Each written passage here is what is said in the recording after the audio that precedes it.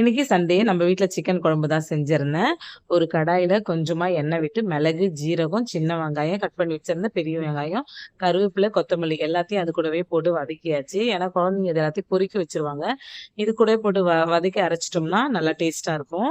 கூடவே கட் பண்ணி வச்சிருந்த தக்காளிய போட்டு கொஞ்சமா கல்லுப்பு போட்டு, தக்காளி, வெங்காயம் எல்லாம் நல்லா வதங்குனதுக்கப்புறம் ஒரு கைப்பிடி அளவு துருவிய தேங்காய் போட்டு எல்லாத்தையும் நல்லா வதக்கிட்டு, தேவையான அளவு மஞ்சத்தூள், கொஞ்சமா குழம்பு மிளகாய்த்தூள், கொஞ்சம் சிக்கன் மசாலா எல்லாத்தையும் நல்லா வதக்கி அரைக்கும்போது, குழம்பு வந்து ரொம்ப டேஸ்ட்டா இருக்கும். இட்லி, தோசை, சப்பாத்தி, சாப்பாடு எல்லாத்துக்குமே இந்த குழம்பு ரொம்ப டேஸ்ட்டா இருக்கும்.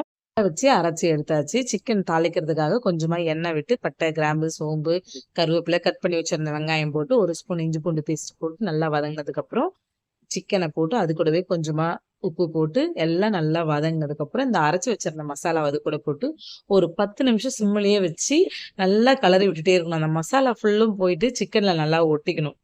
அப்பதான் வந்து நம்ம சாப்பிடும்போது சிக்கன்லயுமே நல்லா டேஸ்ட்டா இருக்கும். கொஞ்சமா தண்ணி ஊத்தி கொதிக்க வச்சு குழம்பு இறக்குனோம்னா சூப்பரான சிக்கன் குழம்பு ரெடி. இந்த வீடியோ பிடிச்சிருந்தா லைக் பண்ணுங்க. பாய்.